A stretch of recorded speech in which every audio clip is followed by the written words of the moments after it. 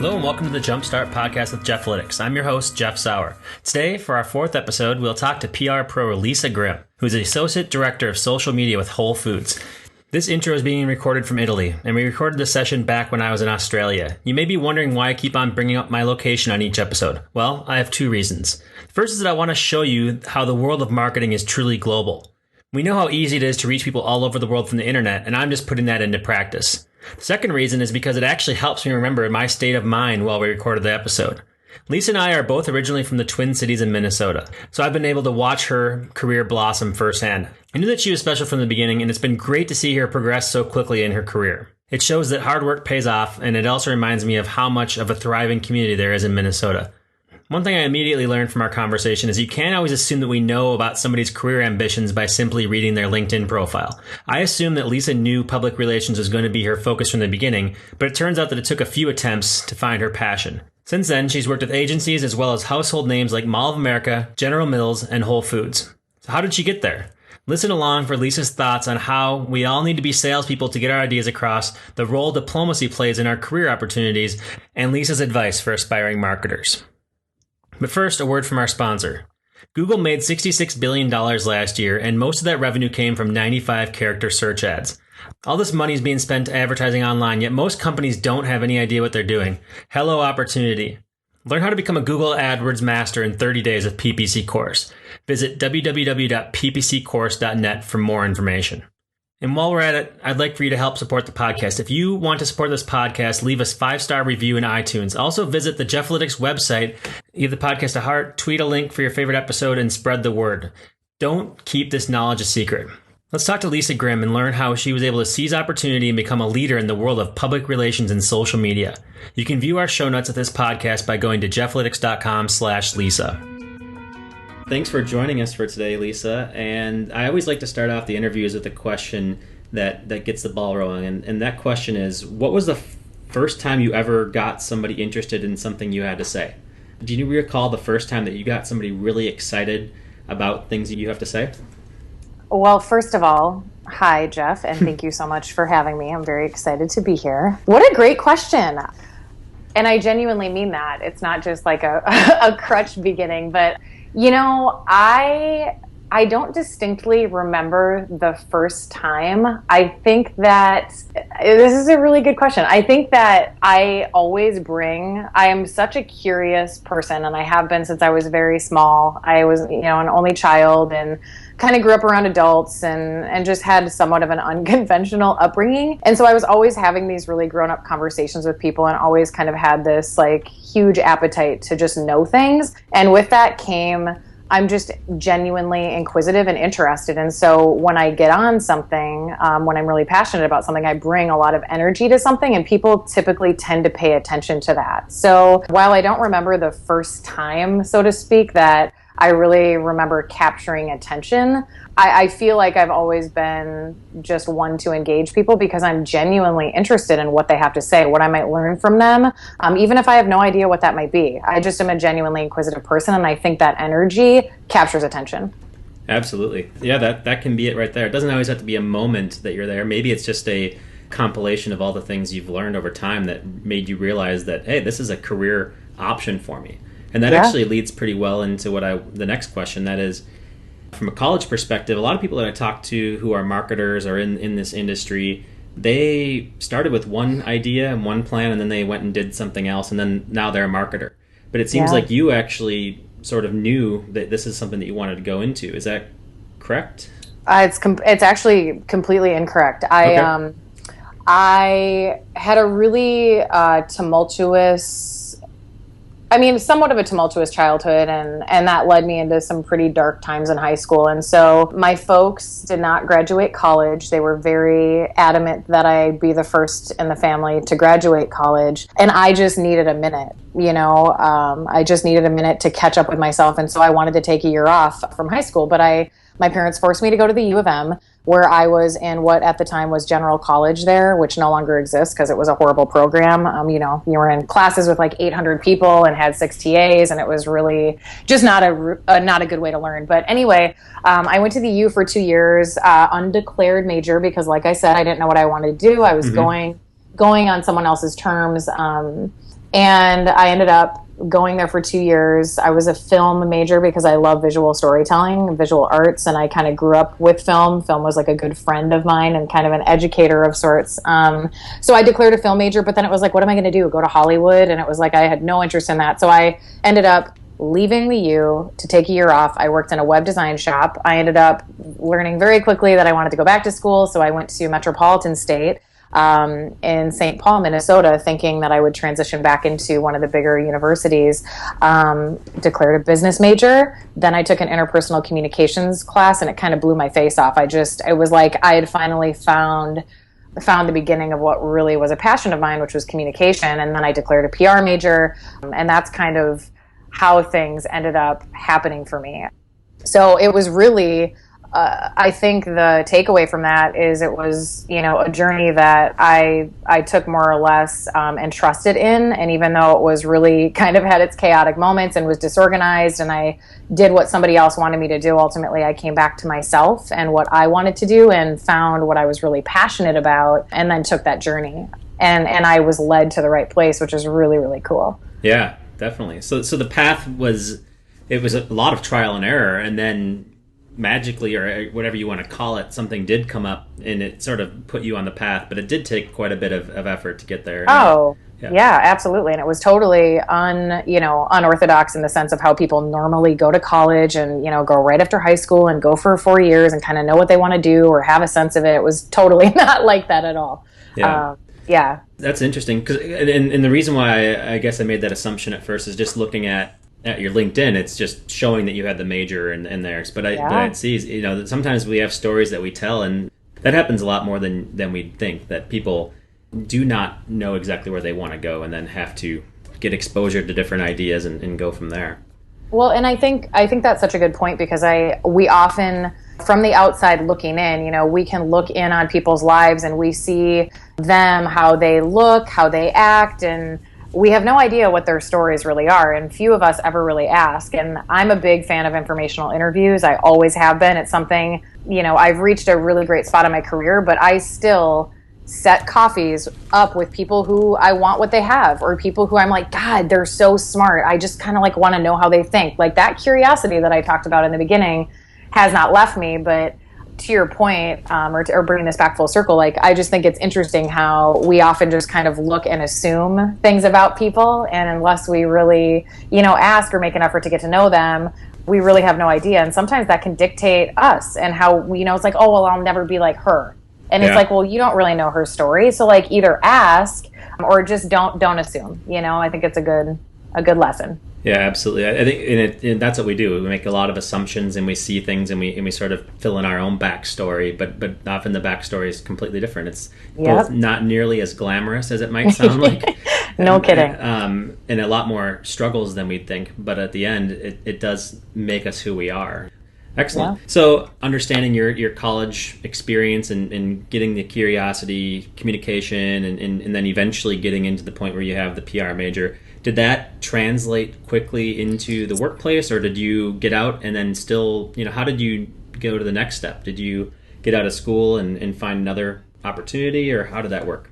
So yeah, it translated almost immediately for me. So my senior capstone project, your kind of final thesis project, it was 2008. So it was kind of a little bit of right place, right time scenario with me, because social media was really starting to infiltrate the business world, right? Like, Facebook came on the scene in 2004, didn't really leave the university system until like 2006. And then there was this beginning of adoption and kind of, businesses had been blogging and forums and things like that. But now the social network era was really coming of age for business. And so I did my capstone project on how social networks were affecting the PR discipline, and just took an interest very early on in that connection of kind of like, what I now know and had no idea what to call it at the time, but it was this notion of kind of direct to consumer communication, right? Like we had relied in public relations, since its origin in relationships with reporters, and really that third party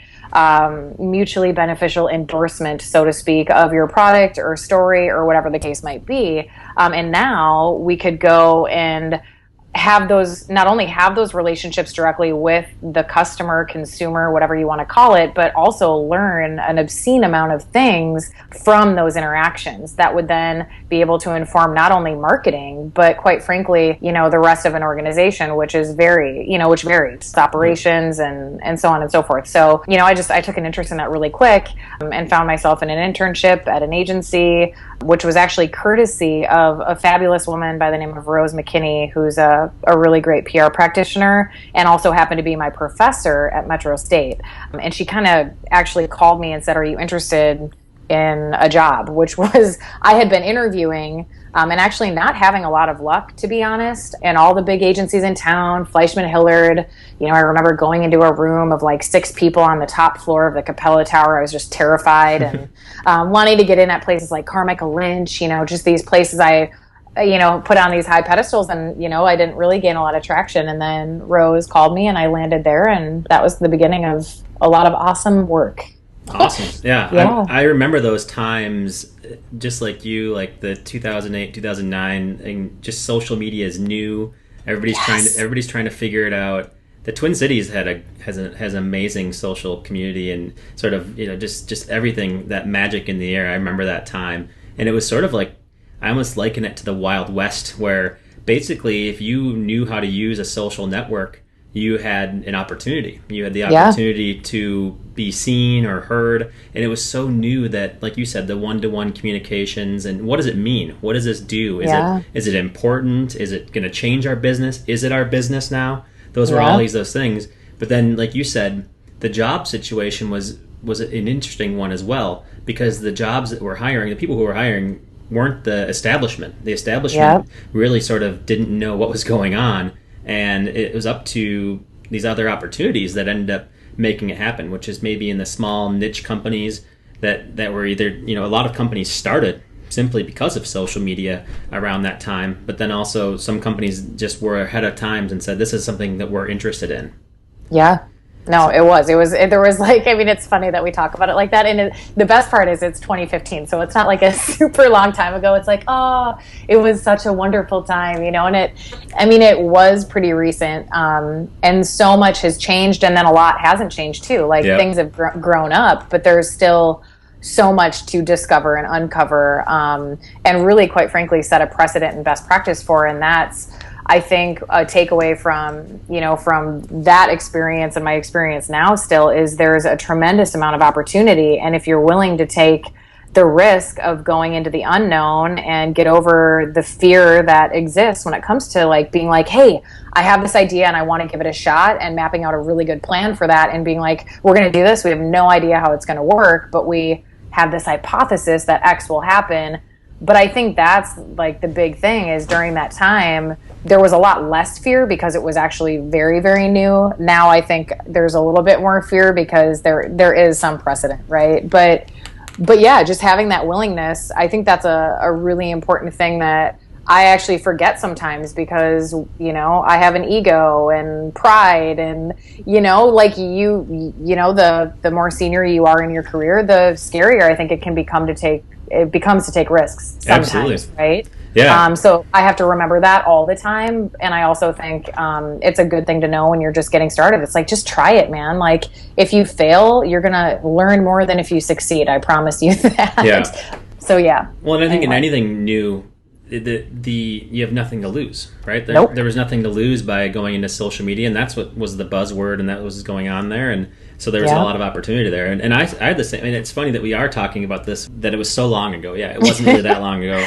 But it's interesting that to see how this has started to mature. And I've seen this happen, and this is more of like just a lesson for people who are looking to get into marketing. This happens probably every 3 to 5 years. There's something new that comes out that sort of disrupts everything, changes everything, and people don't really know what to deal with it. They don't know what to do with it. And so before this, it was search. So before social media, it was Google, organic, and paid search was really, and it's still, obviously that's still rounding out and maturing as well. I mean, these things are going to be around for the next 20, 30 plus years, but it was a discovery area. Before that, it was just having a website.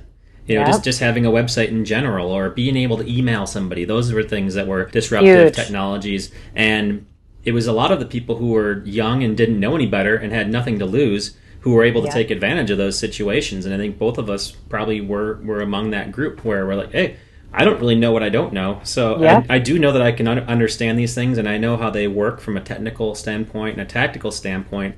I'm going to ride this. I'm going to take advantage of this.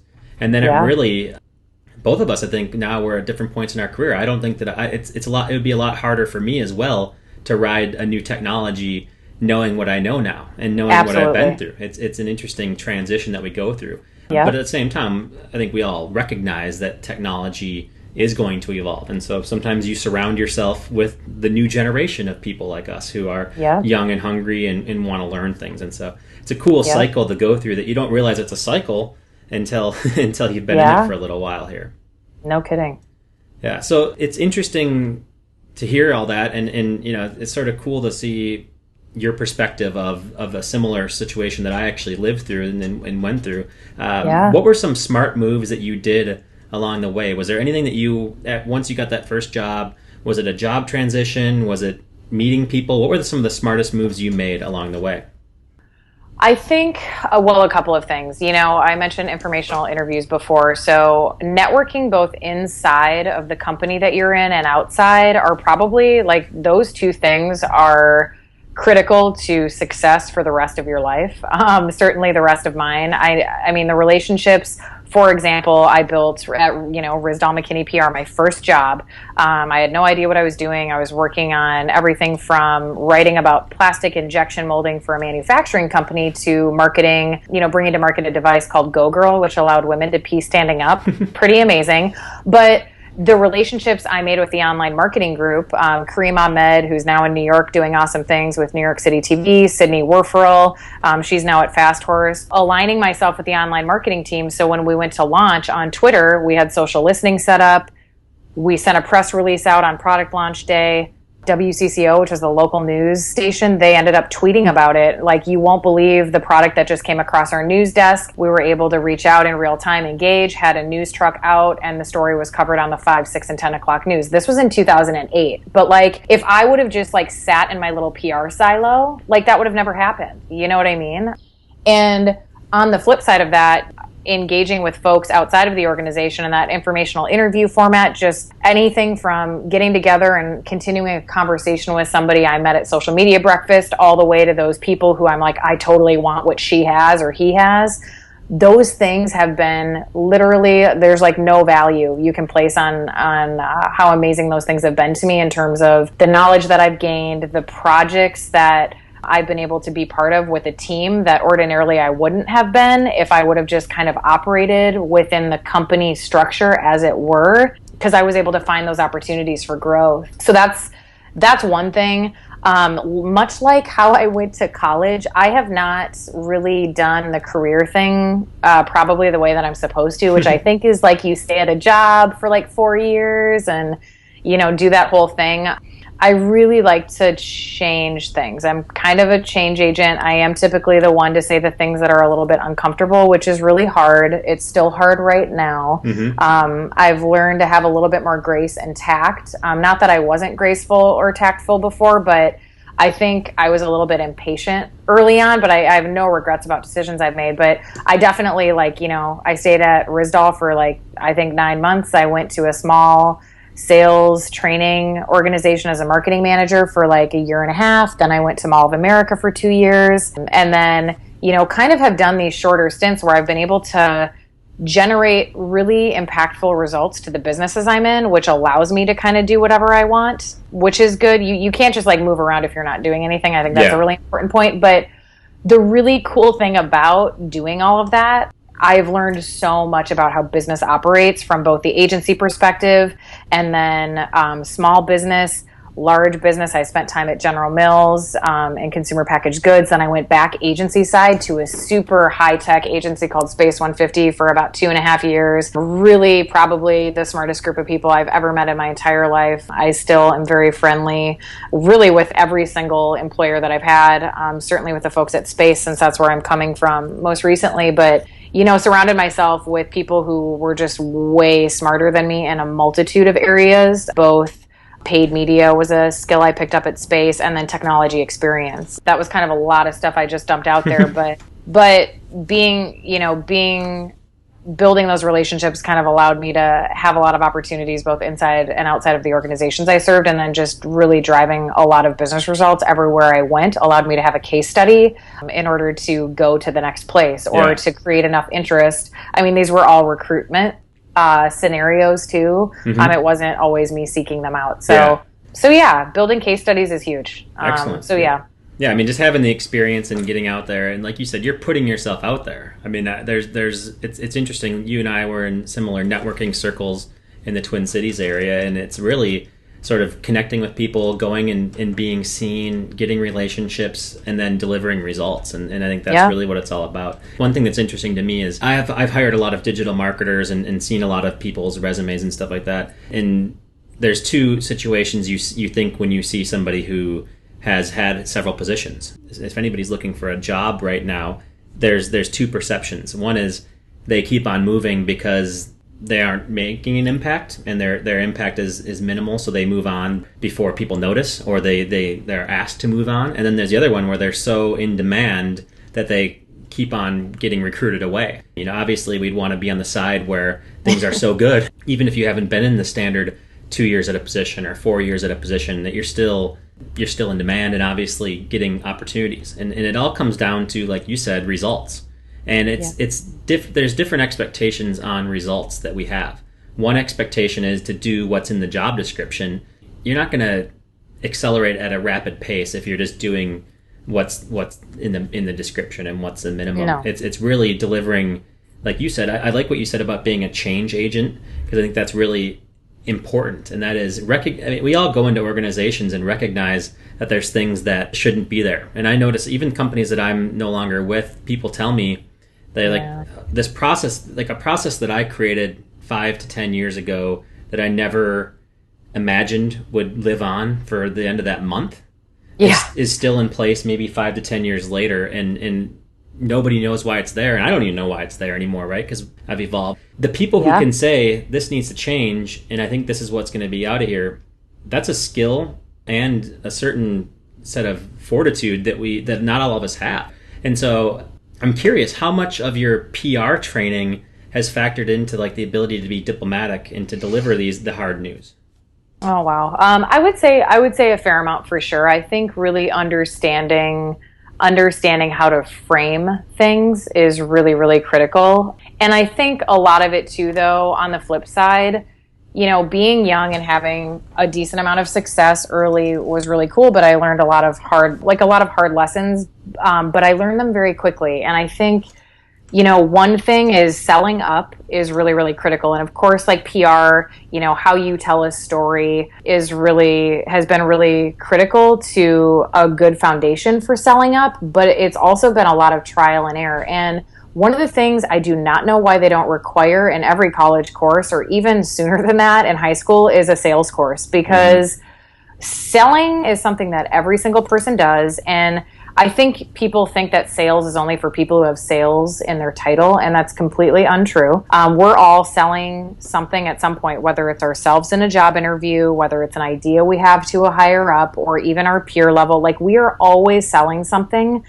and having a working knowledge of how that works and how that's going to show up for you, I think would be really, really helpful. But those are those things that I've acquired along the way, right? Like, you know, when you're young, or I'll just speak for myself, you know, being young, I would be really passionate about this idea and really excited about it.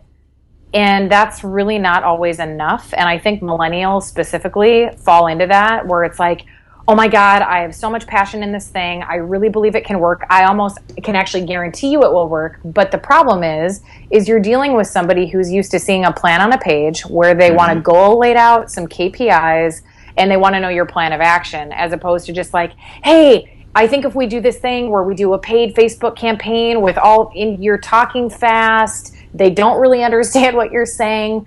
You really, I think, need to obviously know your audience, which, yes, comes from PR, but it also comes from trial and error, because I think you forget if your internal audience might also need to be PR'd a little bit. Yeah. So, you know, I think it's a combination of definitely having that footing of knowing your audience and knowing how to tell a story, but also, you know, really knowing how to sell and understanding what the pain points are for the person or people that you're addressing, and how whatever solution that you have in your mind can help solve that problem. That's one of my most favorite tactics in the world is we've got a problem here and I'm bringing a solution to the table. And then to wrap up with the question, I do think like that finesse, especially around change, like the finesse and grace and tact is so, so important. Coming in hot is not cool. Nobody responds well to that. If you come in and you say like, I think it should just be this way, you can't do that. I mean, people are emotional about the work that they've done, and you have no idea who in the room might have started that project or been a key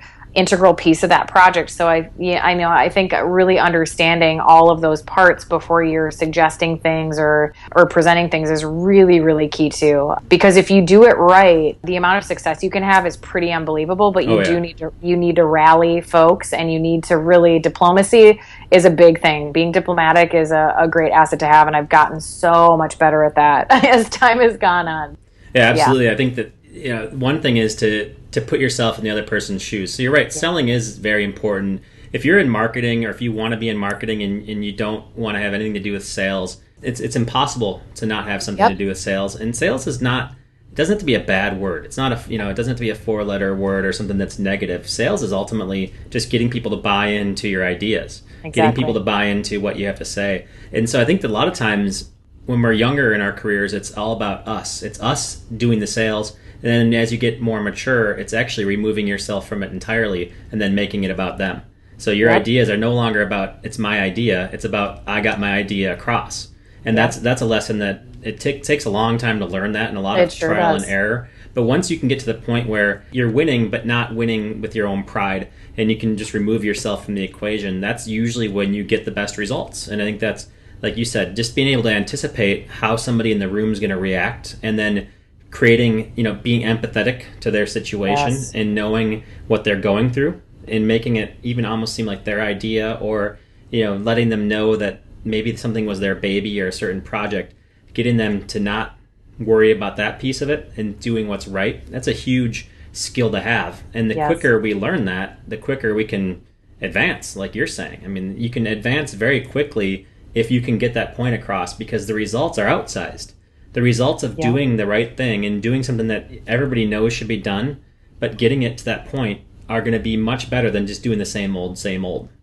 Yeah. And I think that's a huge, what we're talking about are huge leadership traits, right? It's a key piece of what leadership is about. And, it kind of leads into empowering others in a way, right? Like, it's great to have a vision, but it's really, really critical that you let other people help mold that vision a little bit. And once you sell that idea in, allowing that core key group of people to really bring it to life and stepping back a little bit. That's kind of an area that I've really enjoyed. I do love managing, and I love, more than anything, helping people reach their growth potential. You know what I mean?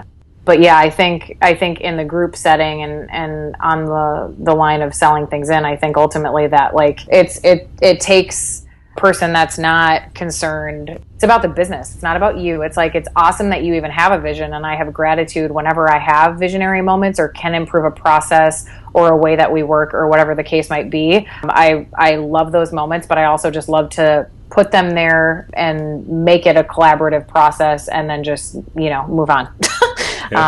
It's fun. That's part of the growth area, and that's not something that I learned in school. I had to learn it both from trial and error, and then there's been some great mentors along the way that have helped me with that as well. And I think that's really how we mature. And if you're wondering, like, how do I advance to the next level or whatever, it's ultimately figuring that part out. That's really the difference. I mean, tactically, I think that I'm actually worse as a tactical marketer now than I was 5 years ago. Completely agree. But I'm so much more valuable because of the idea spreading and the ability to really recognize the situation. The situational awareness is really big there. Yeah. Excellent. Yeah. So you had just talked about some of your positions and went through it pretty quickly. I'm curious. I have this idea in my head as to what the digital public relations specialist at the Mall of America would do, which is obviously, I think it's what tell me a little bit about the Mall of America, and then tell me what it was like to work there. Oh yeah. So that was, I mean, it was like my dream job, you know. I mean, I was working, like I mentioned, at a small sales training organization in a Marcom manager role, and, you know, really was trying to push them into a social space that they really weren't willing to go. And advertising on the back of a magazine cover was kind of the CEO's favorite thing. Great guy, love them, still talk to them. But it was just kind of like no, this works for us. So when the Mall of America job came up, it was the first ever dedicated social media resource for the mall. And it was just like this perfect collision of things. I mean, the mall meant a lot to me. Growing up, we did not have a lot of money, and you could go to the mall and have a really good time and not spend a lot of money just because it's like sensory overload, you know? And my mom and I would go there a lot. So I had this really special place in my heart for the mall and a passion for the mall because it wasn't just a retail destination. It's an experience, right? It's retail and entertainment. And then just this prospect of being able to be a key part of a team building the social footprint for the mall was huge. I got the job. Yeah, the amount of gratitude I have for that experience like has no bounds, really. But working there was incredible. You know, there was a couple of people that had started a Facebook page and Twitter account and a blog at the time, but really there was not a lot of strategy. It was just kind of like, you know how it was, the Wild Wild West, like we talked about earlier. A couple of random people had started some things and not really known where they were headed. And so I came in, and myself, along with a very, very small group of people, it was myself and a gal named Bridget Jewell, really, who were responsible for social. But we were pretty much community managers. I built the strategy for the social, like our social strategy, ended up taking on the blog content strategy and building a team around that to activate. Ended up getting really into digital, actually, and ended up managing web, mobile, and social, and then started managing the digital team, a developer and a designer. And then, you know, was doing strategic partnerships with technology partners like Google to map the indoors, started a text campaign. You know, we were looking for a really great solution to start a dialogue with the guest, and social wasn't really actually the place for that. Not everyone was on Twitter. We didn't want that in the Facebook channel. So using text as a means to solve, you know, on-site guest service issues, which ended up kind of transforming the way that the mall operated. I mean, it was this, just like we talked about earlier, there were endless opportunities that technology, it was that bridge, right, between technology and communication. And we were able to solve really complex, in some cases, all the way to non-complex business challenges through that really great convergence of technology and communication. And it was really pretty magical. And talk about building case studies. You know, I mean, I think I just mentioned there was blog and content and marketing, and then we're literally transforming how, you know, housekeeping, events, security was operating through this text program. I mean, there was just like endless amounts of data and endless amounts of, you know, case studies we were able to build, which was just totally incredible. It was an incredible experience. Well, that's it's like a blank canvas. Like how should this happen? And there was really no. It doesn't sound like there was a rule book for how do you do PR in an organization like that, and how do you do these things. So you sort of had, I'm guessing, some kind of free reign to do things. You know, to get there.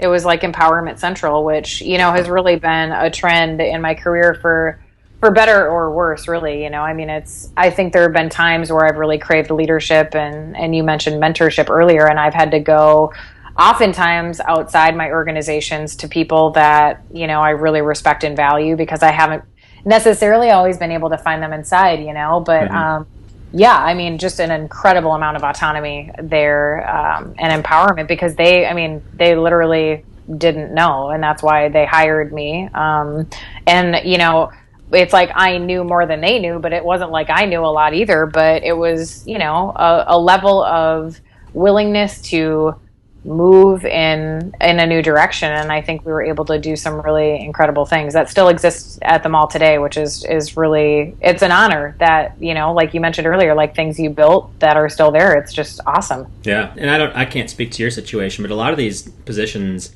it's not always about the money. Like sometimes these positions don't pay very well, or they don't have a lot of resources, and sometimes you sacrifice that just in order to get outsized experience, just to get so much experience in such a little bit of time. And that's what I always recommend to people, is that you don't when you're taking jobs, obviously money is a consideration, but sometimes it's the long-term potential of doing these things that are really the benefit that you get. And that is, I can do a lot of things because we don't know what to do, and I can take on leadership because of that situation. And so it gives you experience that ends up being very lucrative in the end. It's just that it's not always a short-term thing. No, and I couldn't agree more. And I think, doing things for money is something that I just don't recommend. I have done that once in my career, and I'll never do it again.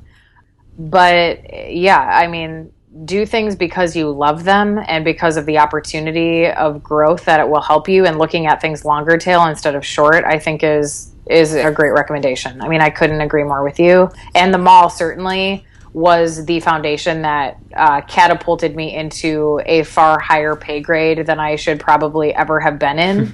You know what I mean? Yep. Like in a very short period of time, which is awesome. And I worked very hard for that. So I'm not discounting it, but I do think it really did set me up because of what the case studies and business impact I was able to have there, and the stories that I then could tell about that to a new prospective employer, right? Yep. Like, yeah. Absolutely. Getting that experience is so important, and it does really push you to another level that you would never be able to do if you were just concentrated only on the money piece of it. And so same with me. I was able to go into a situation where we didn't really know what was going on, and because of that, and because I had a grasp of the technology that was happening, I was able to get outsized responsibility, which didn't mean much at first, but then it meant a lot, and it's made every bit of difference for me in the end to be able to have that situation. Yeah, it's awesome. So let's continue on the path of just my understanding of PR. And for those listening, it sounds like a lot of what you were doing was proactive engagement and putting in programs to sort of engage with people. Was there any times that you needed to do reactive, or how did that balance between proactive communication and reactive communication? How was that? So there's a lot. If you work in a company that is fortunate enough to understand that crisis will eventually happen to them, and they've planned for that, which is rare, but if you're in that situation, right on. Get familiar with that crisis plan real quick. The mall was really, really great. It's like it's like its own city. It literally has its own zip code. I don't know if you know that about Mall of America, but yeah, it has its own zip. But anyway, really sophisticated crisis planning protocol. But yeah, a lot of stuff happens in a place that big. And I've been in a lot of different crisis situations in a lot of different places, but I had the awesome opportunity to actually get crisis trained by Weber Shandwick there, which is the mall's crisis agency of record. Amazing crisis comms trainers. And every crisis is different. You can only be so prepared. So yes, in answer to your question, I've been involved in reactive messaging, which varies depending on the crisis. But, rules of thumb for crisis, really baseline, are the minute a crisis happens, acknowledge that you know that something has taken place. Immediately also say what you are doing to address that. And in some cases, we understand that a situation's taken place. We are investigating this immediately, and we'll update you at X time. So really setting the expectation with the public that you are aware of something that has taken place. You are taking action to understand all of the details around that incident. And then, of course, coming out and saying what you are doing to deal with said current situation and what you will do in the future. Those are like your baseline crisis comms protocol. Now, obviously, there's a lot of variance depending on the situation. And at the mall, when I was there was like an in-depth investigation by the Today Show of the food courts, and there were violations that had taken place, and there was a melee that occurred, which is a series of fights that broke out on the same day in the mall. And both you've got YouTube video being used by national media, so there's a lot of different things that take place in terms of not only how we responded as a company to the media and to the public, but then what takes place reactively on social media to both inform the community and put them at ease in some way, right? So so much variance. Never a dull moment at the mall. Good God, no. Good God, no. And, yeah. Sounds like you haven't had very many dull moments in any of the places you've been working. I really haven't. I mean, I would say the mall, the mall was interesting. I'm now, at Whole Foods. I spent time at General Mills, larger companies that have a lot more going on. There's obviously a much bigger room for things to go wrong and for the public to know about them. Publicly traded companies, big destination environments. On the agency level, I didn't deal a ton with that. I mean, for a few clients here and there, but nothing on the scale of the bigger companies that I've worked for and do work for now. Yeah. So, yeah. Excellent. So it's fascinating to me that it's almost like the movies, what you're talking about, dealing with these situations and sort of what my impression of PR might be. But it sounds like it's really, you try to have a plan for when it's there, but you can't really plan for it. You can only plan for how you're going to communicate it when it happens. Well, yeah. And I think, operationally, what social media and technology has done really fast, and everybody has been completely unprepared for it, is it has forced, it's hopefully forced, but it is forcing a lot of people that ordinarily didn't talk to each other to talk to each other. And I think, with crisis comms in particular, having a stakeholder from every single team, because crisis impacts the whole company. It's not just the communications team. Yes, they're the ones on the front lines dealing with it, but at the end of the day, it's likely, a bunch of different functions that are affected or, quite frankly, responsible and have to communicate with the comms team, the PR team to get the right message out. So, I mean, that's a huge piece of it, is having that alignment internally in your organizations to have the understanding of what a crisis does impact. Because as I mean, what we've just seen with VW in the last 2 weeks, that has been, I mean, the CEO is gone. There's a new CEO. There's a recall. Next year they're going to have all of the recalled vehicles shipped back out, and, everything will be all good and well. But it's like, if you've watched that take place in the news over the last 3 weeks, it's like, holy, I mean, it can take businesses down substantially. I mean, Volkswagen has a #1 rating. I guarantee you after this, the consumer sentiment about the brand, along with, their publicly traded nature, all of those things, like people don't necessarily understand those impacts. So for all the key stakeholders in an organization to really be aligned, so when something bad does happen, they understand how to very swiftly respond to that. And that is so many different actions that take place. It's not just the statement that comes out. I mean, in some cases, we've seen it with Target in Minneapolis, in the last couple of years, and I have so many friends there, and it's been hard to watch. And but that breach took Target down. I mean, it wasn't just a crisis. I mean, it was impacted their business in a way that, has caused some very serious transformation in that company. So it's really, it spans far beyond PR. And, I mean, it is kind of like a movie when you're in it. And if you've got an appetite for crisis, I mean, I don't like it when things go wrong, but I'm not going to pretend that I don't enjoy problem solving those things, because it's pretty fascinating. Yeah. Well, in the problem solving, it doesn't sound like it's like you don't solve the problem when it comes up. I mean, you obviously do, but it's a lot of proactive things you need to do in order to get to that point. And I think a lot of companies, they take the approach of we'll believe it when we see it, or we'll handle this when it comes up. But it seems like that's a worthwhile investment for an organization to minimize risk when something does come up, because you just don't know. And, hugely.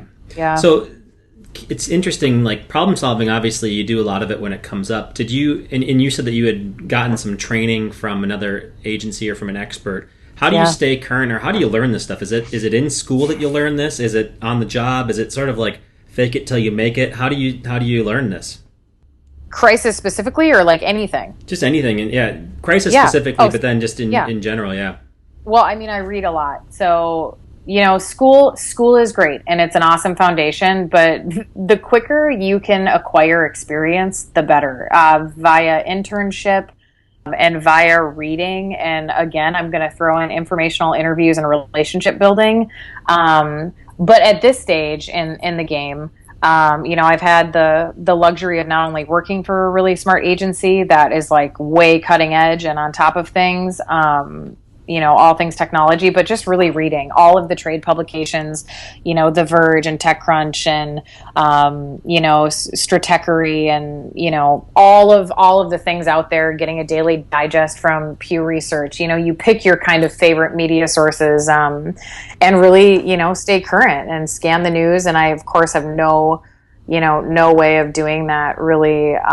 That makes a lot of sense. I wish I was the person who was like, I set aside 45 minutes every morning and scan the news. Yeah, it's throughout the day. I'm saving things on Facebook, pocketing them, saving them for later, having 8 million tabs open. It's total chaos. But, really staying current for me is about that curiosity continues to follow me. So I'm genuinely interested in what's going on out there, but on a number of levels, both industry related things. And then I think one of the key things is trying to, even if you're not really interested, but like following some other industries that are just completely counter to what you do, reading about those things and trying to make sense of them.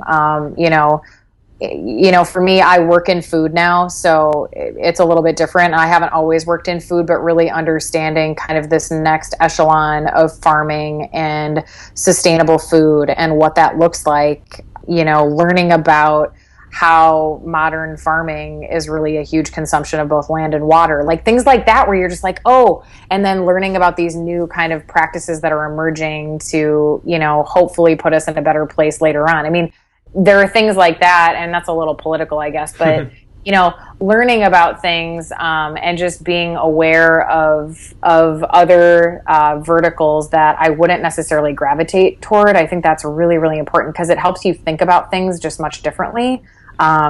Whether you kind of agree with them or disagree, you're just like, oh, that's how that industry is thinking about things and positioning things and communicating things. So just read a lot and look up words you don't know. That's like one of those just really small things that is easy not to do, but you should do. Absolutely. And I think that's exactly what I do as well, as try to read as many sources. I put out a newsletter every month where I show both digital marketing resources, but also just thought pieces, because I think that you want to have a well-rounded mind. It's not always about your industry. I think it's a combination of your craft you should be reading about, which you've given some sources, and I'll send you an email to get a few more that we can put in our show notes there, but also interest piece about either your industry or about things that are somewhat related or maybe not related at all. And that really does help, because it opens your mind to new ideas and it lets you see things that are a little bit further away than right in front of you. Yeah. Great. And so that's awesome. I'll get your reading recommendations and definitely add them into the show notes if anybody's interested in learning some more sources. Couple more questions, and I think we're going to be able to wrap up here. The next one is, how much time do you spend on your personal brand? And I'm sure this has changed over the years, but you had done a lot of networking and informational interviews. How much time did that take up on your average week? Oh, God, I think so much more in the beginning, but it didn't seem like a lot of time because, Twitter, which, God, I love. I mean, Twitter is still my favorite, even though I'm so unclear about their future. But I spent a lot of time on Twitter in the beginning because it was kind of like this global text message, right? Like you could send a text message to anybody, and it was really, really incredible. But it's funny because I just was genuinely interested in connecting with like minds, and I didn't think about it like building a personal brand. I would just connect with people and then share things that mattered to me and that I was passionate about or had questions about or wanted to start a conversation about. And almost really, I've never been a blogger per se, but I look at the fact that like my Twitter usage was like short form blogging in a way, putting out a point of view about something. So I spent a lot of time in the beginning, but like I said, I didn't really look at it like personal branding. Now I spend very little time, and quite frankly, all of my time is kind of spent on Snapchat these days because I love, first of all, I think playing with all the things is really important just to understand where things are, to stay relevant, but also I don't know. I just love the form of storytelling that takes place there. And my Twitter usage has gone down a lot, and Facebook and Instagram as well. So I spend a lot less time because my head's kind of down, especially now. I'm new to Whole Foods. I've been there for 4 months and am pretty deep into a planning cycle. So that kind of takes me off the internet when it comes to, sharing my own stuff these days. Yeah. I might have to have you explain Snapchat to me because I've used Yes. it. I don't fully get it, but it sounds like maybe I'm a generation behind. I know I am at this point, which is sort of sad to say, but that's great. That's good to know. I mean, I think that it's common way for us to do things is to network as much as we can until we get that network. But then once you have a network, it's all about the focus, right? The focus on what you need to do next. And so that's interesting to hear that. Yeah. All right. Two more questions. If you weren't in marketing, what would you be doing? What would you be doing instead, do you think? So I really love helping people out. I have since I was little. I think I was a little bit of a caretaker growing up to some adults in my life.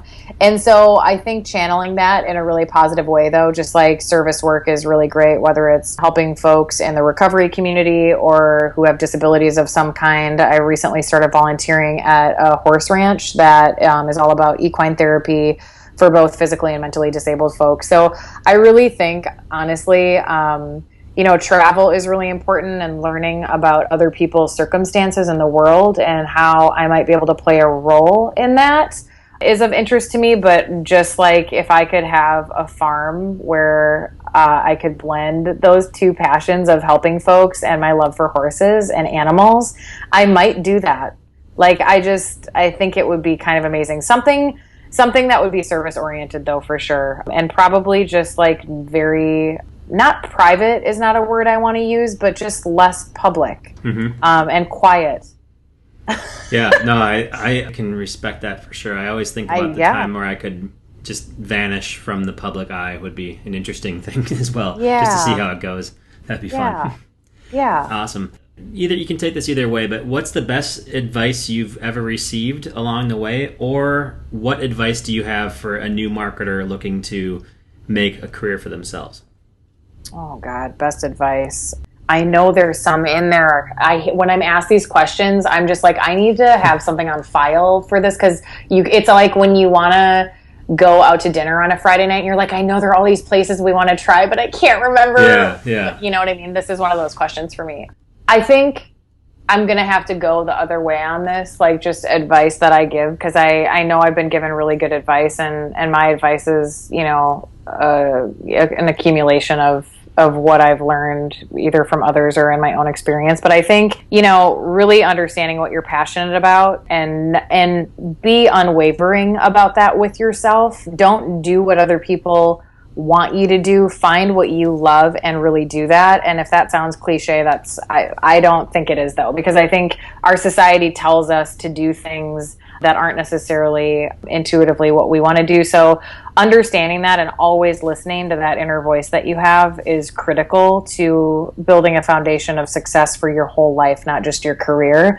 Because if you do what you think you should do, what society tells you, what your parent, you're never going to be happy that way. So I think that's a really critical thing. And then ask a lot of questions always, and walk humbly. I think that's really, really important. Never have all the answers, because you never are going to, and life wouldn't be interesting if you did. So continue to ask questions, and then just do really good work. Build case studies. When you do things, you end up with a result that you didn't have before, and you have a story to tell about that. And you learn, you grow, you advance, and that's what life is about. I guess those are my parting words. Excellent. Yeah, no, that's great advice. Follow your passion. Yeah, you're right. Maybe it's a cliche at this point, but it also is true. I think that there's two distinct approaches to things. One is to do what you think you need to do. The other one is to do what you want to do and find it there. And I think it's a never-ending quest a lot of times in order to find that, because sometimes you think you want something and you're not sure, and sometimes you get there and you want to keep on going. And so always challenging yourself and like you said, trying to figure out what that next story is going to be, and to tell those stories is always a great way to go about things. Yeah. Awesome. Well, thanks for joining us today, Lisa. This is awesome. I'm really happy with how this turned out, and it's really cool to see how your career's progressed. And I know there's going to be so many cool things from you in the future. So I'm going to be watching closely and seeing what happens next and see as you go through your career. Oh, well, thank you. It was so good to talk to you. And good luck to you and all you're doing. I'm so excited to following your little adventure. Has been really fun, and I look forward to continuing to do that. Yeah, I'm looking forward to it as well. I'm not really sure where it's going to lead. And it's definitely following my passion, and there's some really cool things happening. So I'll be giving updates throughout the course of this podcast as well. I love it. Awesome. Thanks, Lisa. Thank you. What a great conversation. Time flew by talking to Lisa, and we probably could have gone on for another hour. It makes me miss those early days when we were all getting started in Minnesota. Make sure to visit our website to get a list of the resources Lisa mentioned in our show notes. To view all of our show notes from today's podcast, visit jeffalytics.com/Lisa. There you can learn how to subscribe to this podcast, leave a review, or comment on something you found interesting. And the last thing I wanted to do today was to read some of the reviews that I've received on iTunes, and I wanted to thank you personally for doing that. So I got a review from Craig. It says, insightful, conversational podcast with Jeff and industry leaders. Audio loves are good. Digital marketing, career tips, and helpful, informative tone. Thanks for the review, Craig. Both practical and smart advice from Jeannie Hill. It's rare to find so much practical wisdom on how to reduce resistance and present your analytics findings. Jeff Sauer and Julian Coquet address a key hurdle for many, how to recognize where relationships are more important than just data. And the last one's from Leah Pika, essential for the aspiring digital analytics practitioner. I was psyched to see Jeff's launch a podcast of his own. He asks insightful questions that shed a new, refreshing light on his amazing guest lineup. He offers practical advice for digital analysts and marketers to maximize their professional and financial investment in the analytics program. I can't wait to see where it goes. Awesome, Leah. Thanks for the review. And if you're looking for a show to listen to, you should go and look at Leah's podcast as well, the Present Beyond Measure show. That's all we have for today. Thanks for listening.